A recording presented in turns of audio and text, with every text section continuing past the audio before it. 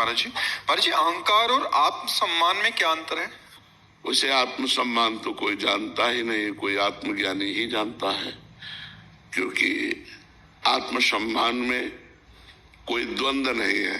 द्वंद्व का मतलब होता है मान अपमान, निंदा स्तुति, लाभ हानि, दुख सुख, ये सब देहाभिमान में है, आत्मसम्मान में नहीं। तो जो देहाभिमान है किसी को ठेस पहुंचता है अपमान होने पर, आत्मा को कभी नहीं। जिसे आत्मसम्मान का तात्पर्य होता है संपूर्ण विश्व को अपनी आत्मा के रूप में देखना, ये आत्मसम्मान है। संपूर्ण विश्व को अपनी आत्मा के रूप में देखना। जैसे हमारे को एक थप्पड़ मार दे, हमको बिल्कुल बुरा ना लगे, ये आत्मसम्मान है। समझ पाएगा कोई आत्मसम्मान को? जैसे हमारी जबान से है, जबान दांतों से दब जाए, हम किसको बुरा कहेंगे? हमारी किसी चेष्टा से हमारे शरीर में चोट लग जाए, अब हम किसको बुरा कहेंगे?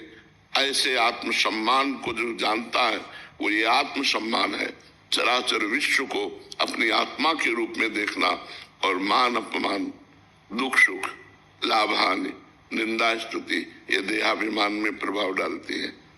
हमारा सम्मान किया तो हर्षित हो गए, अपमान किया तो शोकित हो गए।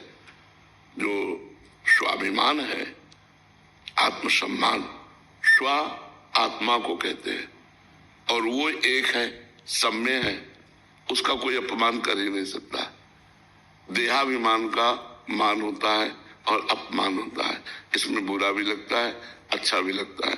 लेकिन जो आत्मसम्मान है इसमें प्रसन्नता रहती है, अच्छा या बुरा नहीं। प्रसन्नता भगवान का स्वरूप है। ब्रह्मभूता प्रसन्नात्मा न सोचते न कांक्षते। शायद हमारी बात समझ पा रहे हो कि नहीं, क्योंकि ये अध्यात्म की बात है ना।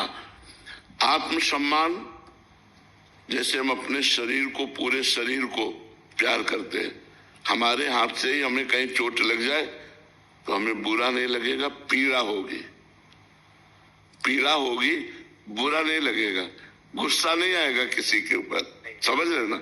ऐसे आप हमें मारे, पीड़ा होगी पर बुरा नहीं लगेगा, और आपके प्रति हमारे हृदय में कोई द्वेष नहीं होगा।